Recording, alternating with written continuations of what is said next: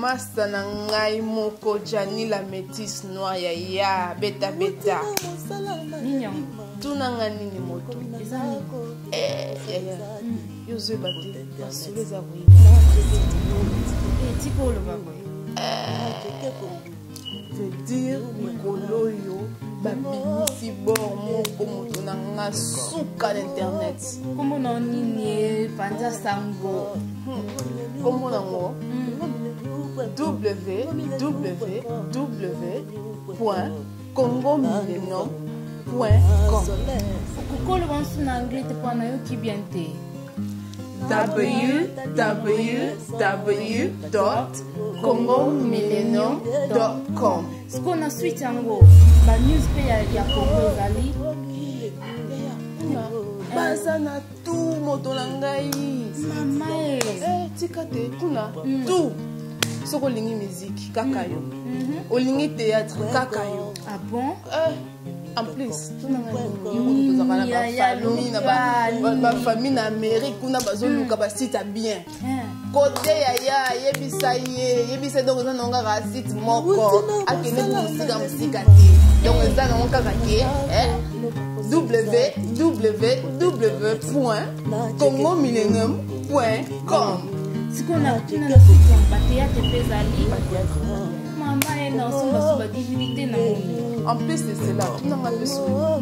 Tout n'a pas ce qu'on dit. Au bassin là, yo, bah les flats que au lieu de promoter les témoins locaux, nous pour boyer, aux la business. Mais maintenant, on a conseillé les ya.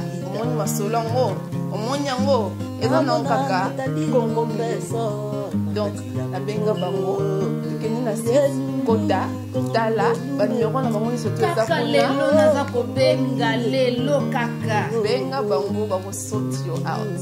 Donc makambo ezali Congo Millennium de Guad.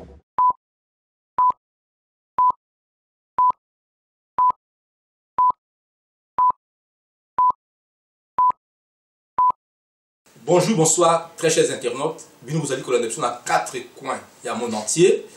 Encore une fois, vous allez connecter dans www.congomillennium.com, site Nabino Uyubulingak. Lelo, encore une fois, tu se déplacer, tu es dans Mboka ya London City, Kokutana, na babundeli ya Mboka. Na yango, sans plus tarder, na ko présenter le nom de Konabiso, ou azali babundeli ya Mboka, o yemko a se présenter devant vous. Bonjour Ndeko Nangai. Bonjour papa. Ndeko Nangai. Partout dans le monde entier, vous allez bien en direct à www.congomillennium.com. Bandeko va côté à la biso. Au coup qu'on va la bangonie, au coup qu'on s'est présenté, vous m'appelez Bandeko. Bah il va suivre aux nani. Merci Ning papa, moi Namboka, nenge boye bouti musika, boye kulukanga esika mboka we bombingai, bomwe nangai, pelibota nangai, ya Londres. Et là qu'on remercier le sous Congo Millennium. .com ndenge bapesinga likabo linene ya opportunité ya kosola liboso ya pareil pour kopanza sango na mai matali mboka. Merci mingi Ndeko. Ndenge na lobi bandeko bazali kolanda yo partout. Oyebi Ndeko na moment oyo mboka na biso ezali na nungu.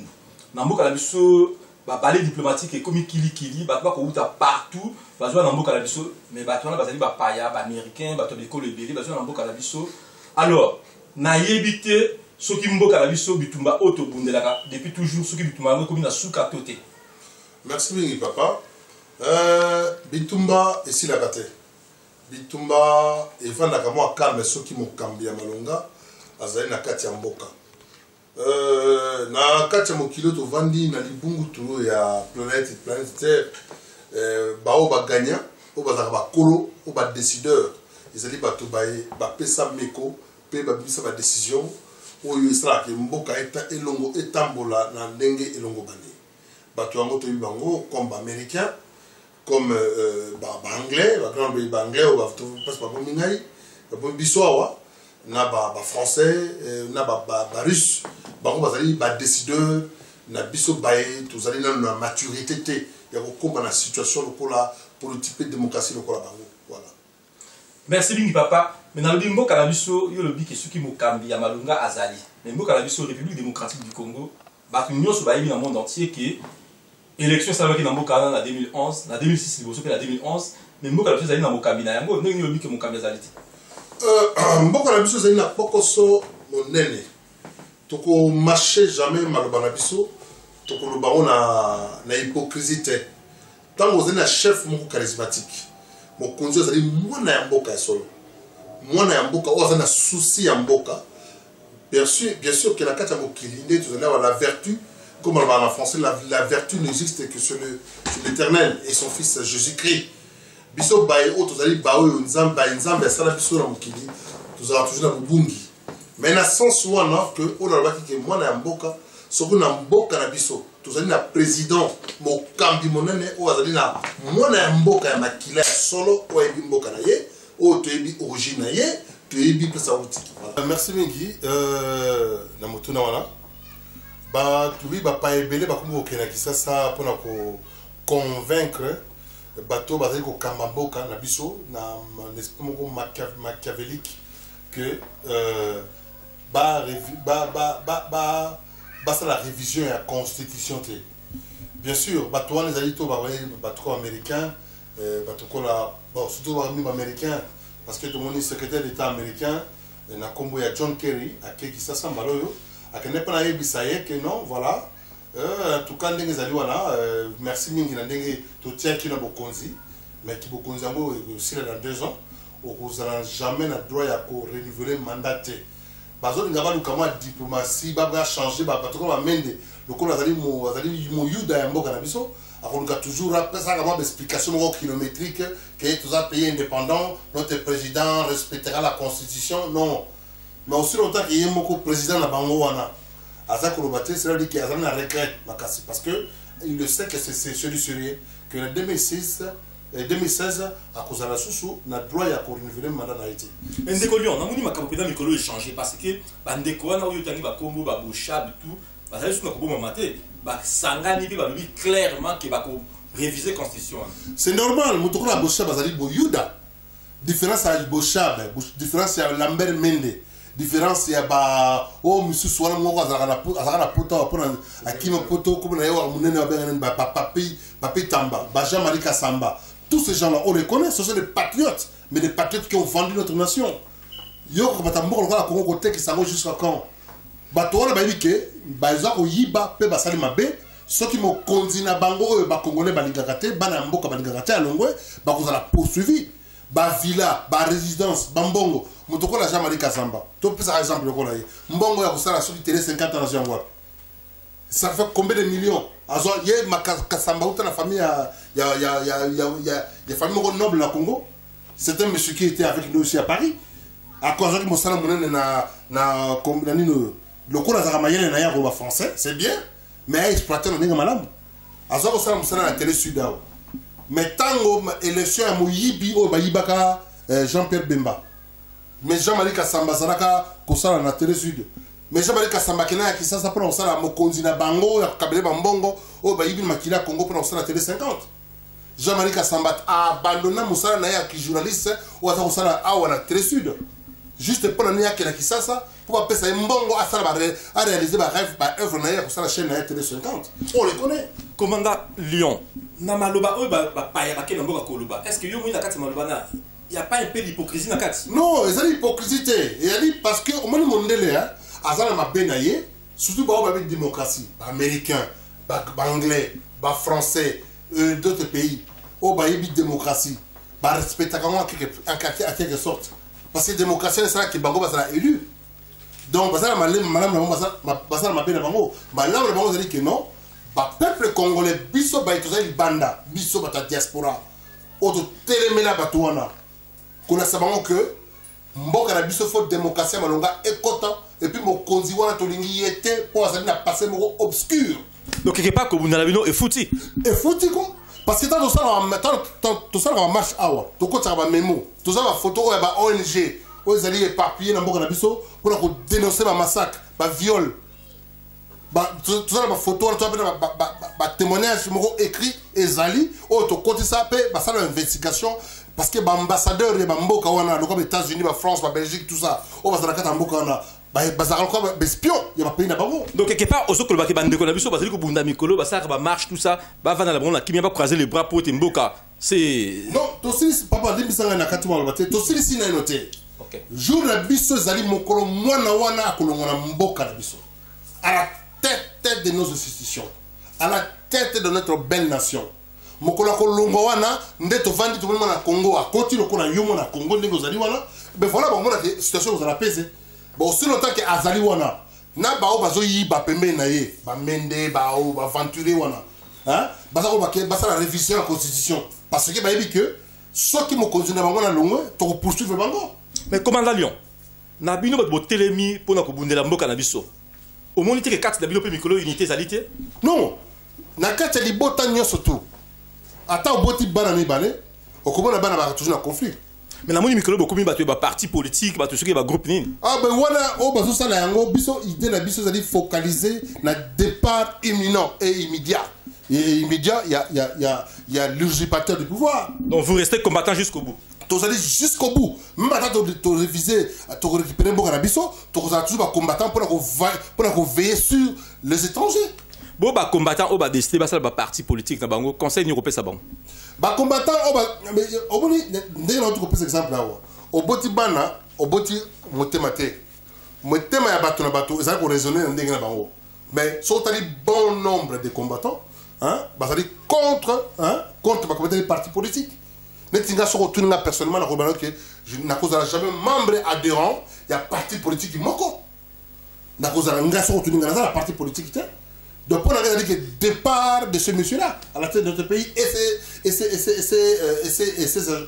agents bande ko ya Congo Millennium bozali kolanda ndenge mobundele ya mboka commandant Lion azali koloba nakanisi depuis le début bozo kolanda à peu près et sika makasina ezali kokende ndeko Lion na moni mikolo oyo tozaki na mobundeli mususu na kati na mboka tobenga na kombo ya papa Tshisekedi mais mikolo oyo to moni papa Tshisekedi azali ko ba bien sûr et le côté mais to moni mwana oyo azali mwana ya papa Tshisekedi abenga na kombo ya Félix ye asali alliance na ba parti politique mususu et surtout na parti ya politique oyo ya ndeko to benga ka Kamere les camions azali ko ba ozali ngoya ko ba na kati makambo oyo bon omoni ezali mo passe pesa mawa ils ont passé par nana qui dernièrement la Bililia ndeko wana Félix c'est ce que j'ai eu l'opportunité de lui saluer un jour na Bruxelles ayaki bande ko so combattant oya ba na Bruxelles ko combattant eso na boketu batuna ki question makambo ya Vital Kamerhe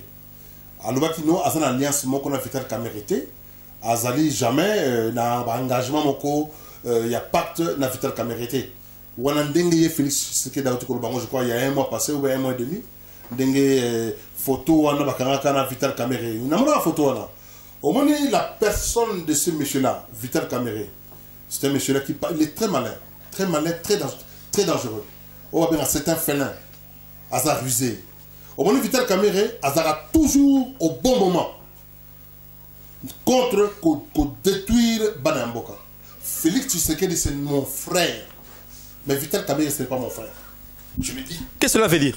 Oui, Félix Tshisekedi, il est congolais comme Ngaï Nayo, Tata na Yebani, Maman na Yemboka na Yebani. Bon, Vital Kamerhe a passé mon obscur. C'est un monsieur-là qui est intelligent, mais n'a jamais qu'on permettre, même yo, papa journaliste, aux attentes et recevoir un tour à Vital Kamerhe. Au moins, Azali Moutoumoko, au moins, Motomosus, quand il s'est mopayana, Katia Libota, ils sont dangereux. Donc Vital Kamerhe jamais ngai o le solo bango ça m'engage que moi n'a jamais qu'on a confiance en tout cas Vital Kamerhe as la président de la République de mon pays parce que je ne autre monde autre toujours vivre sikoyo on a déjà toujours vivre sikoyo mais c'est Vital Kamerhe ndeko Lio adresse ne groupe ça ba na mboko bazali kolanda partout concernant monsieur Vital Kamerhe parce que pas plus tard que lundi au yuti koleka Batouana autobingi ba opposition na groupe ya Vital Kamerhe y compris va se réunir dans la place Saint-Thérèse Nanjili pour passer la union il y a ba opposants les camions yo lecture ni aux allez rencontrer dans les Cambouane Vital Kamerhe n'a toujours toujours comme on a c'est un monsieur hyper dangereux ngana souhaita que même temps papa na biso Lumumba bazu indépendance en 1960 tant la sala discours à monene historique pendant des années tilelo asala ka ngopo na papa to ka Vital Kamerhe te asala ngopo na ngana yo zomona papa Lumumba asaka discours pour ngai na yo biso to aki bana pe le to komi ba parents le to tika na bana biso et ça pour la Vital Kamerhe te comment yo moto mobimba hein na kozonga lisusu ce monsieur là yo comment yo biso bana ya Congo na 2006 tolobi non tolingi mwana mobali ya komona Kabila tenambo kanambe tenambo na biso mais c'est Vital Kamerhe mutatele ma biso ça la garde fou c'est Vital Kamerhe de ça discours oh soit disant que discours na foire oh alors banakin c'est Vital Kamerhe dans ça interprétation est-ce que quand c'est mémoire la biso repose à comment bala ça biso comment comme livre papa comme livre la main qui te nourrit on ne la coupe jamais. Tant pis pourquoi j'ai choisi Kabila. Biographie mon mensongère. N'a pas moi bton d'histoire c'était atteint une école française avec autant d'université à Makerere après à soit ça qui va cours par correspondance d'ailleurs colonel Rice ou ça qui secrétaire américain pour signer ka ni na corruption là. C'est du mensonge ça. C'est pas Vital Kamerhe. Commandant Lyon, yo en tant que Mobundeli Mboka, s'il fallait s'adresser directement à Vital Kamerhe. Et là on yo koye bisay na mokona lelo. Vital Kamerhe tolingaka yo te. Yebaka yango talanga bien mboka le mboka ba koko nanga. Na 1885 mes ancêtres bazalaka na kata mboka na Congo. Cimetière ba koko nanga nyo surtout ezali na village ba parents nanga na ya papa nanga na maman nanga ezali. Tolinga kayote. D'ailleurs yomo yebiango, il y a un patriote ça na Bukavu pardon na mboko nini. En Allemagne, tant mon photo na yo. Abi mais celui-là je connais son papa, c'est un Rwandais. Il vient de Siangungu. Il a fait la traversée, il est venu chez nous, il a travaillé dans la pharmakina. Et on l'a imité à Léopoldville, au Bas-Congo, Bandundu, Kassai, qui parle les 4 langues là, juste là parce qu'il n'est pas absolument anglais. Donc, on a dit que Tolinga Kayote, Tolingi Yote, quoi qu'il y a sauté. Voilà. Jean Consté, que vous avez TP, Moutou a dit que diriger Mboka Nabiso, a dit que Tika pouvoir en 2016. Au lobby qui est allé Kamouya solo pour battre Bakoko Sakate. Kasi Batouana. Ngai na mona kaluka bazaka bambeli aminu mibale si la verrait que ndenge bango bazali ko lobaki mutu ko diriger Mboka akolongwa et c'est ba préparer mutu ko remplacer mikolo to muni ndeko Vital Kamerhe akei na États-Unis to éviter ce qui ba inviter qui est bien akei na mutu makasa na Mboka pe ba kene ba ndeko mutu solo ko la Martin Fayulu mais ceux qui ba mindele o ba tiaka pe ba longolaka ba préparer déjà Vital Kamerhe pour ako remplacer mutu ko diriger Mboka. Nakati likambwana réaction na yoto réaction na bilo babundeli na Mboka ekozalani na likambwana to likamuni oyo ko adresser na bana Mboka au cas où ba poni Vital Kamerhe le futur président Mboka la biso. Merci mingi papa journaliste na kozongela les choses comme Vital Kamerhe. Tant tozali ko la po biso na Vital Kamerhe to libambula moko. Na 1971 tant le président Mobutu azali ko kambeko na biso avec ma grand politicien qui a la narrative de l'autre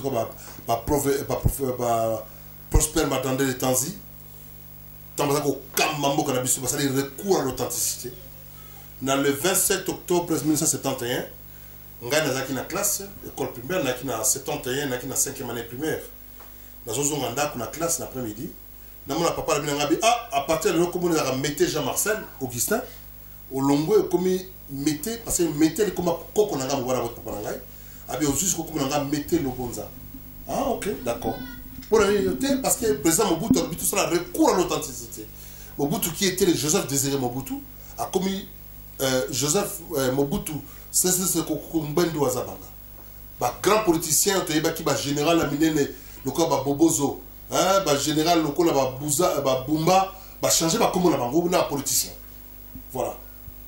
Comment on a ok échanger qui a parti de wana et comment ya koko nanga na papa botingai mais to kuli nango to tangi to suba diplôme d'état nango tire nenge to ko balelo lelo ko makike mo to comme ba Jean ezonga comme ba sokolo pa ezonga mais eloko wana ya authenticité wana comme la tikala pourquoi le bien il y a Vital Kamerhe qui est congolais comment les a ce n'est pas toujours Vital. Il a gardé ce nom-là à Vital Kamerhe. Baninga atanga na bango classe ça qui vantara ça gauche droite. Baninga wana ba dit comme on est toujours à Vital Kamerhe à changer en côté, il est toujours Vital Kamerhe parce qu'il a ça respecter bon moya ba koko na yesika au na Rwanda. un patriote congolais au Tukolo Batama Bengana Kimbango. Yo zali leader au comme président à Mboka Biso. Mais partout il y a un Kombango. Aya quoi parce que Aya tu sais que du papa tu sais que derrière qui année passée. Aningi ça. Parce qu'il y a un candidat comme président de la République du Congo. Mbanda alikaka en 2006 aningi ça. Yé Ayawa. Ayawa. Alors ça que hier zali mon Mboka a tenu une conférence là tout à l'heure. Akim na Bruxelles. Na Bruxelles, Akim na Bruxelles. Hein? Akim na Bruxelles. Balanda na bana mboka kuna. Balanda na bana mboka kuna. Aïe na Canada. Bambie ba kiti dernièrement. Mais ndeko mobundeli mboka. S'il arrivait que ba minele o ba tiaka pe ba longolaka, ba poniye na 2016 ba tieli biso na mutu ya mboka la biso. Ba ko juger biso ba congolais ba patriote.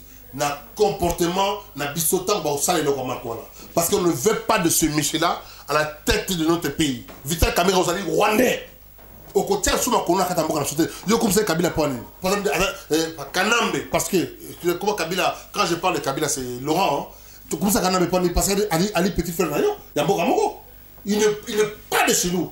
Vital Kamerhe a le balabiso tata na nani mboka na nani abotami ya koli wapi Alexandre Commandant Lyon. Est-ce que Yoko pourquoi Babeng Simoto en États-Unis? Non, ce monsieur-là, il est risé. Est-ce qu'il est parti Moussala Naye Yango Wana, Azara toujours. Demande une question. Si papa, moi, on va le Félix, c'est qu'il touche.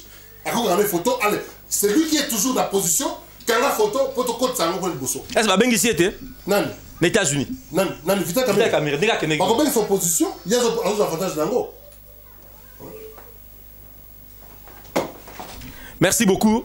Banamboka, nakanisi bozali ya kosepela ndenge commandant Lyon Mobundeli na mboka oyo avandi awa na mboka na Angleterre asili koloba concernant Vital Kamerhe, concernant bamindele bazali kosala ba va et vient na mboka la biso, concernant révision à constitution nakanisi bosepeli bozui ba réponse na mituna na bino o botindela kingai mama l'olive motema ya papa Willy na kati na London nakanisi ozali ya kosepela. Vraiment c'était un réel plaisir. Yakosolola nandeko na biso o azali mobundeli na mboka. Mendeko Lyon. Lilobani ya suka oyo zali nango yakolobana ba mboka bazali kotala biso partout. D'ailleurs merci mingi na sengi merci mingi na bandeko mingi na tonde bino botondi na ndenge bozali kolanda ngai nde wabino ndeko wabino makila lokola bino bana mboka na zoko remercier mingi ba combattant ndenge toli ba combattant na poto to bunde tumba oyo kesali que hein Bamindele Babine qui en tout cas franchement à sous-jeté. Et ils le savent très bien que les combattants sont gagnants. Ils sont gagnants, ils ont libéré leur pays. Mais tu es vraiment à l'aise, mon collègue, pas qu'on la date ou la solution mon collègue. Ngaku tata babikata siko à longwe et vous avez grand plaisir.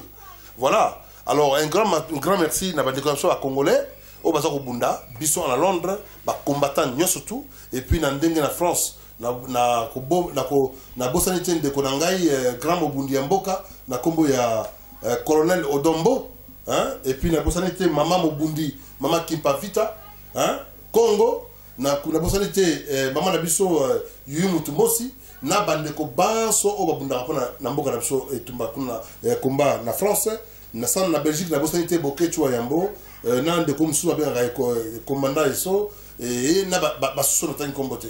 Voilà, tous allez kobunda ça kobunda, matin il y a kuna, et voilà, naïbi que mi koletan mi to récupérer mboka biso. Voilà. Nos remerciements sont adressés de tout cœur à notre vieux Gina Kesse, le chef suprême de London, la maman Labisso, maman Londa, motema ya vieux Gina. Nos remerciements na tous les combattants il y a un monde entier bazali ko bundela mboka na biso. Vraiment nazali de tout cœur avec mon collaborateur, mon frère Ricky Libenzi, yem tazaki na prise de vue pour te bino ko moment na bilili oyo. Mes pensées sont dirigées vers Mama Jolie Libenzi, Mama Ruth Bamba. Vraiment, c'était un réel plaisir. Botika a toujours branché na congomillenium.com, na ba partenaire na biso toleka.net. N'a pas partenaire Nabiso Congo ya lobby.net, Bishop Élysée na Afrique du Sud, Yayo Yango yo John Image, Tobo Saniote et petit Freddy Kalunga na Raleg. Merci beaucoup, au revoir et à la prochaine. mosala malemima nakomi na ndako biloko kosaleza te nakota internet nacheke kongo mileniu nacheke kongo mileniu.com kongo mileniu.com kongo mileniu.com kongo mileniu.com kongo mileniu.com kongo mileniu.com kongo mileniu.com namona landu vangu namona soleil makikita namona Nathalie na compressor na kati ya kongo mileniu kongo mileniu me kongo mileniu kongo mileniu siti ya makasi kongo mileniu.com kongo mileniu.com kongo mileniu.com kongo mileniu.com nauti na mosala malemima nakomi na ndako biloko kosaleza te nakota internet nacheke kongo mileniu nacheke kongo mileniu.com kongo mileniu.com kongo mileniu.com kongo mileniu.com kongo mileniu.com kongo mileniu.com kongo mileniu.com namona landu vangu namona soleil makikita namona Nathalie na compressor na kati ya kongo mileniu kongo mileniu me kongo mileniu kongo mileniu siti ya makasi kongo mileniu.com kongo mileniu.com kongo mileniu.com